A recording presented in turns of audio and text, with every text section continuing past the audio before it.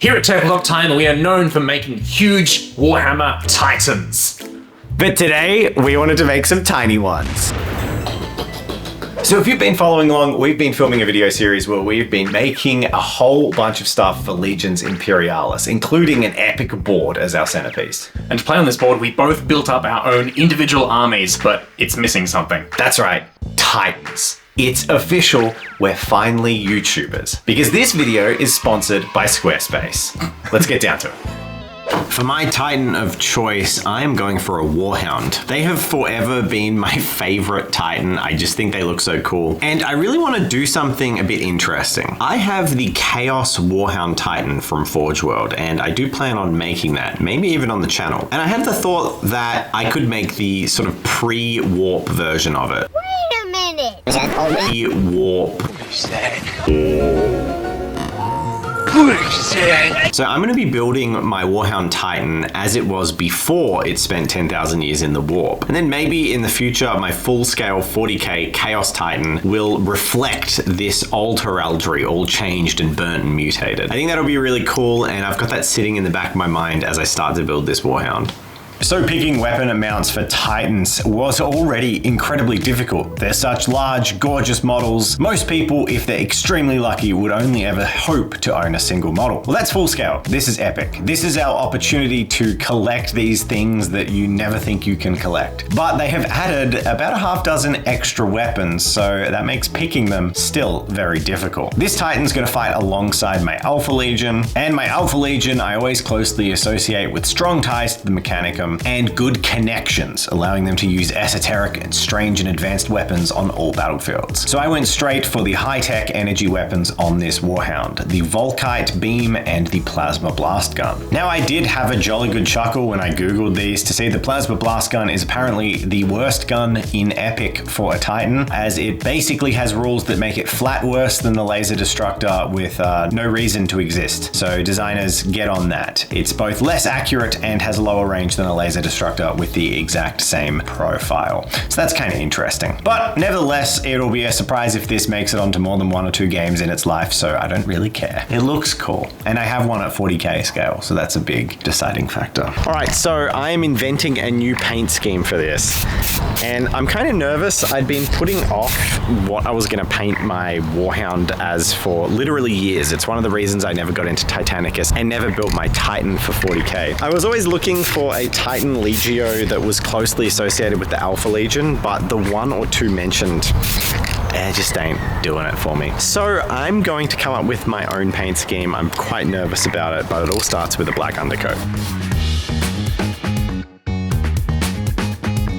My developing of the paint scheme went hand in hand with developing the Legio itself, putting down colors to fit some themes and ideas that I liked. I love the idea of nautical themes, and I was thinking about Cthulhu, the Kraken, tentacles, the idea of the void being the equivalent to a deep ocean, this uncharted place. So with that in mind, I went for a dark blue color and settled on tentacles. I needed a good accent color that paired with it, and I chose teal to be reminiscent of the Alpha Legion. Ironically, in picking this paint scheme, I didn't realize it at the time, but in trying to do something different and colorful from the armies I usually paint, I ended up painting a combination of both the first way I painted my Chaos Space Marines and the second way I painted them. So this Titan becomes an homage to the first 2 ways I painted my beloved Chaos. So when painting something like this in an enclosed room to a high standard, it takes a lot of time and it can make you feel really, isolated and cramped and sore. So, there's something you should always go and do. Stupid walk for stupid mental health. Vitamin D for my pasty, nerdy body. Reconnect with nature. Now, uniquely on a model like this with the new scheme, I did do a test panel painting to completion that back right vent, including the diamond patterned heraldry and the freehand tentacles. I do feel that Titans are called god engines, and a god should be venerated. So whenever I picture a Titan, I always picture them lavished with these detailed frescoes, paintings, patterning, scrolls, text, whatever you want to throw in there, but I just imagine them basically being walking cathedrals, walking icons, walking testaments to to the faction they represent. So I'd done my test section and now I've done the metals, and I think I'm feeling better about it. I think that putting the brown tones into the metals kind of draws it together a little bit better. It's really interesting how much I've been disliking washes lately and getting into using inks to build a stronger highlight and a stronger contrast quickly. I think it's coming along, but now I've done kind of the core of the under chassis. There are little details I want to pick out later, but really want to balance the mini. So I'm going to go in and paint all of the panels now to block in those colors, and then if I need to go back to that under chassis and pick out details and add a bit of color and definition, I will. If I don't, I don't. I think that's a good way to paint models like this. I always find Knights, Titans, the under chassis isn't something you need to spend a huge amount of time on because it's just completely ignored once people pay attention to all the gorgeous armor panels that pull your attention. So that's what I'm going to do. I'm going to settle into that.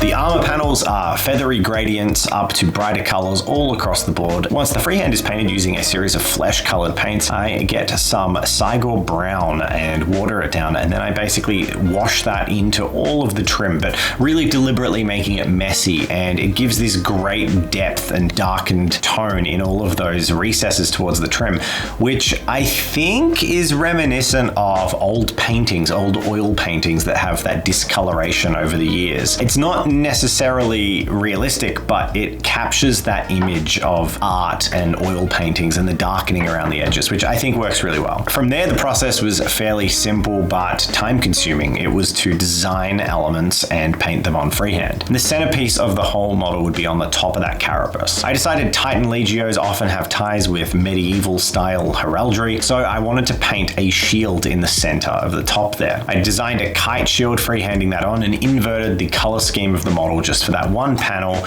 to bring a lot of attention to it. And then because the inside of that shield was that lovely deep blue, my evil plan could come to fruition, which was to have the kraken or the squid escaping from the inside of the shield, as if the inside of the shield was the depths of the ocean and it's kind of slapping its tentacles around and crawling out. It's really meant to evoke the idea that you're peering into the unknowable and it's coming out to get you. And I'm really happy with how I managed to pull that one off. When detailing more of this top section, I freehanded on some little scroll work where the name of the Legio could be presented, and that's where I had to come up with one.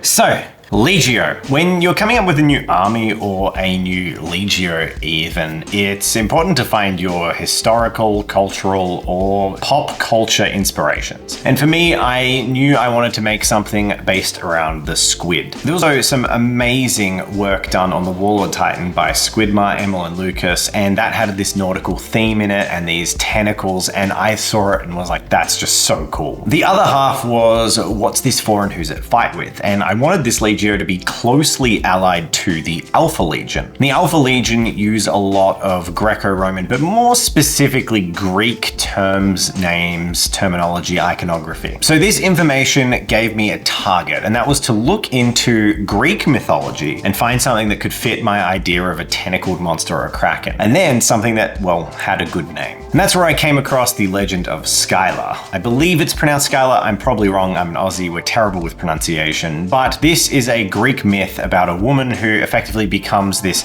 serpentine sea monster with dog heads at her waist. And she's got like these tentacles coming out of her head like a hydra, and then tentacle legs, and then her dogs are barking. It's wild. So this name's really cool because not only does Legio Skylar sound pretty good, but it also has some strong links to Greek mythology. And the next step was, well, looking it up on something like Lexicanum, where I found that there are no Titan Legios called Legio Skylar, or even including that in its name. So there we go. I have my inspiration, I have a name, and with my dabbling around the paint, I have a color scheme. It's a teal and a dark blue, both representing the ocean. And the trim, I'm going to put some Nihilak oxide on to give it that sort of verdigris on copper old diving bell vibe. And there we've got 20,000 leagues under the sea on a Titan. My thinking with Skylar is that they were the void predators, basically this monster in the abyss in Old Night before the Great Crusade, would come from the dark and just be this horrifyingly powerful monster, this force of Titans against armies that couldn't field anything remotely like it. So they developed this legacy of being basically the Kraken in the deep, the great monster in the deep. And in saying that, they're also quite shrouded in mystery, which of course suits the Alpha Legion, who encountered them quite early on and before anyone else, making deals and compacts with the Forge World and the Legio before the Imperium proper. So there's those seeds of treachery or strange deals being struck already in the background of Legio Skylar. So I want to start working on this. I want to brainstorm it. I want to keep developing it. I want to hear what you think, because I have a Warhound and a Reaver Titan that are unbuilt and unpainted. And if this is something that can resonate, something I can build up, I'd be happy to paint some 40k Chaos Legio Skylar Titans. So with that said, let's get back and finish the paint job, and you can tell me what you think.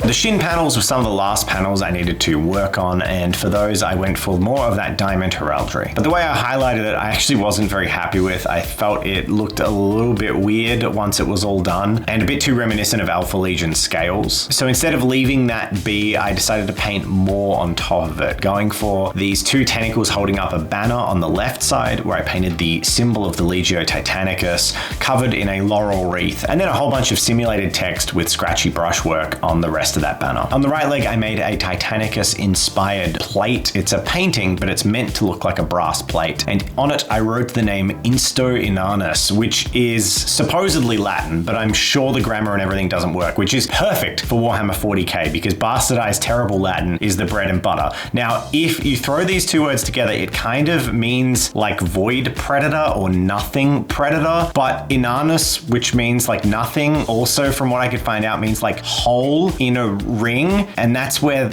anus comes from, which I kind of thought was too funny. So yeah, it's Insto Inanus, the void predator, or you know, the instant anus. I'm a child. Is that what instant coffee does to you? With these scratchy freehands done, the Titan named, I could paint the last section, which were the guns. I did some energy effects with green and with red, leaning away from trying to do any glow. For the basing, I kept it nice and simple because my army is all based in this city fight terrain, so I did it the same as my Alpha Legion. And you actually get a few extra Alpha Legion on the sprues. Whenever you do an infantry sprue, you'll get a handful of leftover models. Not really enough to make a base, but just a few. And across two sprues, I had 4 spare legionaries, so I painted them up Alpha Legion style and glued them on the base, but you didn't see any of that because I didn't film it, but you can see it in the reveals. So yeah, I hope you like it. This has been a lot of work and I'm really proud of it. It's pretty cool.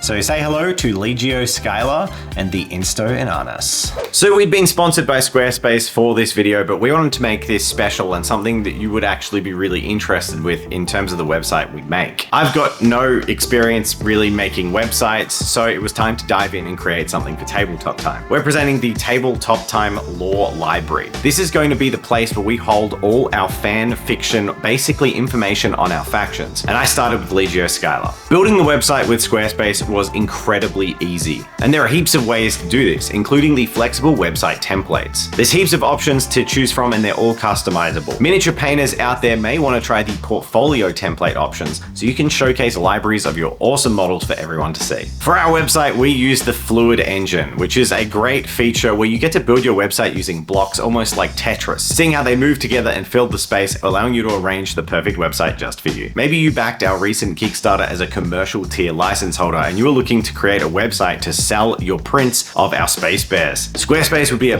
perfect platform to do that, with its commercial tools and even POS options available for customers. Also, Squarespace has built-in AI integration, so if you want to see the world's most ridiculously overbearing, flattering commentary of us as creators, check out the About page. Thank you to Squarespace's integrated AI writing feature, which will help you block out your website some of the areas that maybe you're not so keen on doing. I hope you're excited to check out the Tabletop Time Lore Library and check out Squarespace. Links are in the description and it's going to be really fun adding to this as time goes on. So head to squarespace.com for a free trial. And when you're ready to launch, go to squarespace.com/tabletoptime for 10% off your first purchase of a website or domain. Now that I've talked about Legio Skylar, if you want to find out more, there's a huge lore document telling their history throughout the Horus Heresy that I wrote, so I'd love if you went and checked that out. But I think I've taken up enough of everyone's time lore dumping about my Legion. It's time to see Murray's. Now, putting together this Reaver Titan was actually a lot of fun for me, simply because this went together so much nicer than the giant,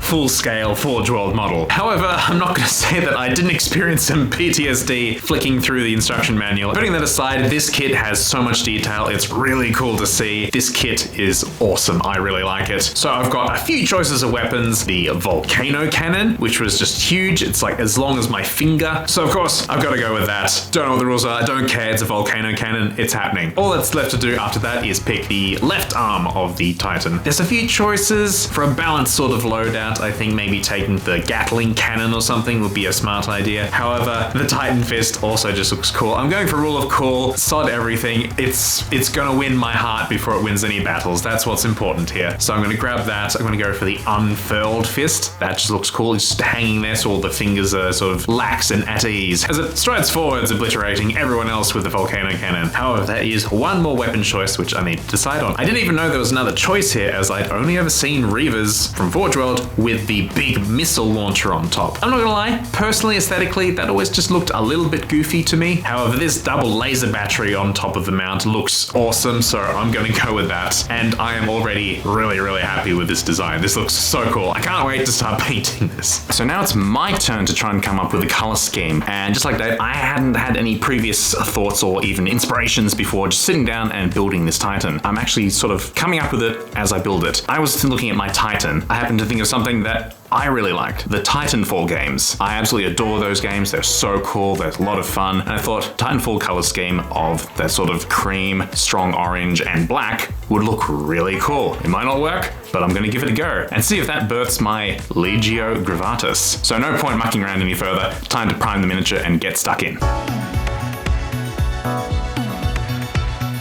So I'm gonna go to black to get all the nice dark recesses. I'm just gonna do a little bounce light of red just for a bit of fun. There'll be a nice tint to everything. I'm gonna do a soft zenithal with a dark neutral brown. And this is just to get the pure black out of like the top panels. All right.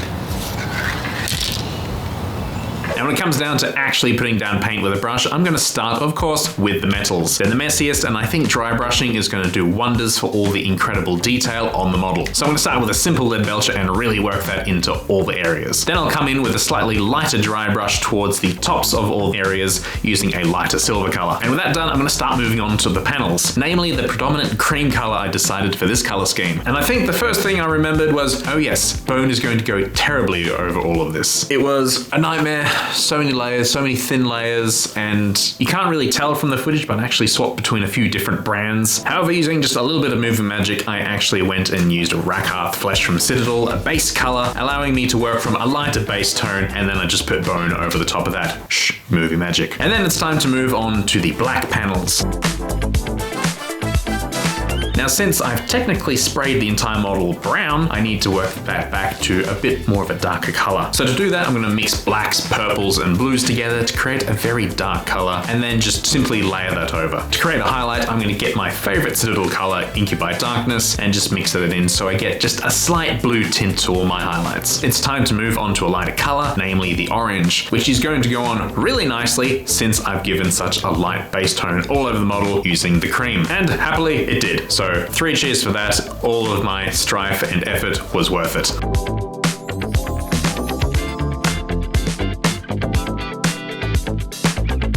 And it's about now I shifted from, ooh, I really don't know if all this bone was a good idea, to, yeah, it looks really good next to this orange. I went for a fairly desaturated off color, sort of like a bit of a moldy orange, rather than any really vibrant color you might otherwise get. To highlight this, I'll mix in a little bit of extra orange and a bit of bone, just to get a little bit more pop in those colors.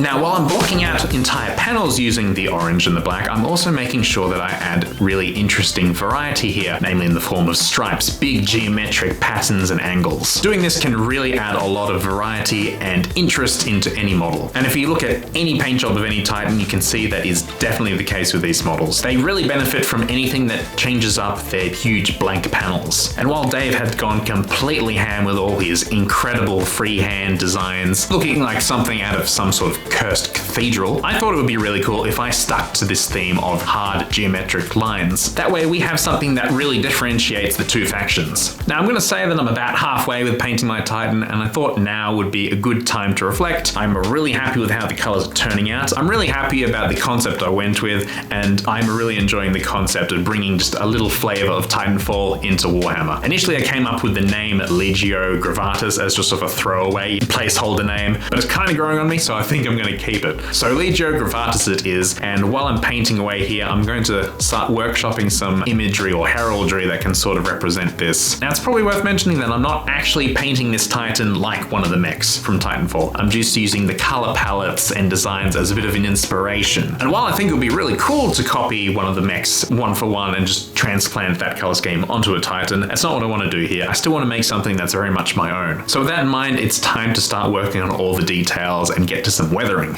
Now I may have said detailing, and technically that's true, but detailing all the trim here is going to be a huge job in itself. I'm going to use pretty much the exact same technique for the gold here that I used for my Legion Imperialis. That's going to help tie it together, I think, so I'm going to go and use that. This namely means grabbing Brass Scorpion, which is a nice off gold. Now to shade all the brass, I'm going to use Gore Guntra Fur Contrast and apply that, adding water at times to make it flow nicer and not be quite as dark, as it's quite a strong shade. I'm also going to make sure that I get some into the recesses between the armor trim and the armor panels itself, just so I get that nice shaded line differentiating the two materials. Being a bit messy or making accidents here is fine. I'll just cover it up later as some weathering. Once it's completely dry, I'll go and highlight all the edges using Auric Gold, which will give it a really nice zesty pop.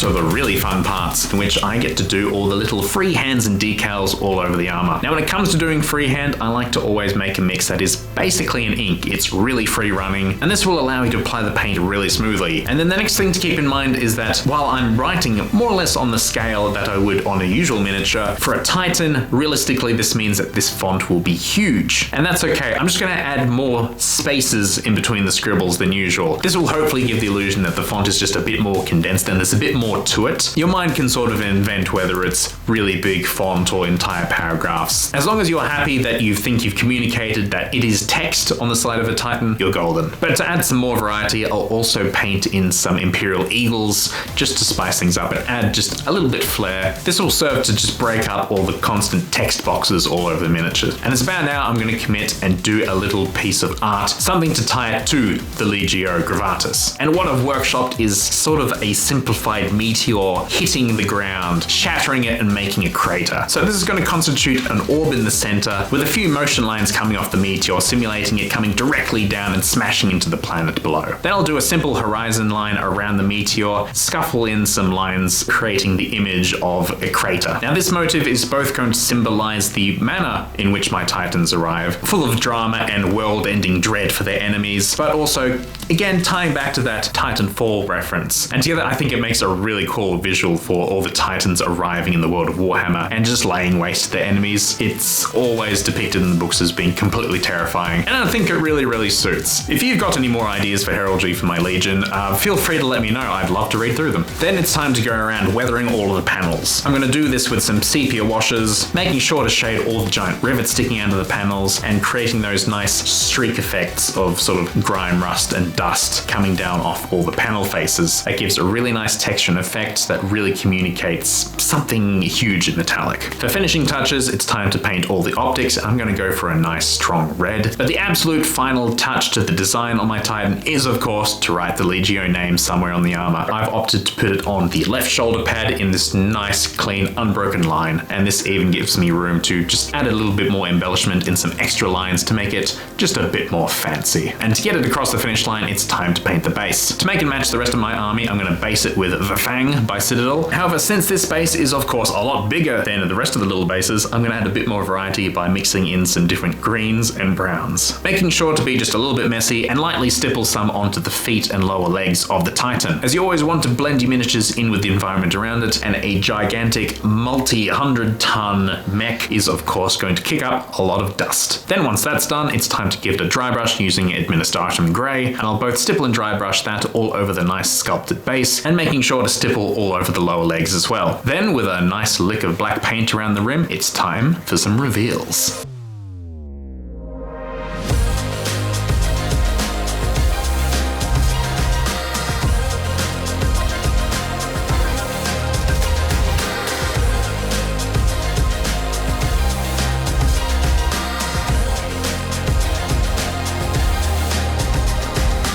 We'd like to take this opportunity to thank all of our wonderful patrons for your support. YouTube sees a lot of ups and downs, and it's because of our patrons that we can sleep at night knowing we can wake up and make more videos for you the next day. We're currently planning some big changes to how we produce content that will take a little while to be seen going forward, and we're really thankful to our patrons who are coming along on the journey with us. If you'd like access to our behind the scenes videos, such as our mini review and weekly vlog updates of what exactly is going on at the studio, please consider signing up to our Patreon.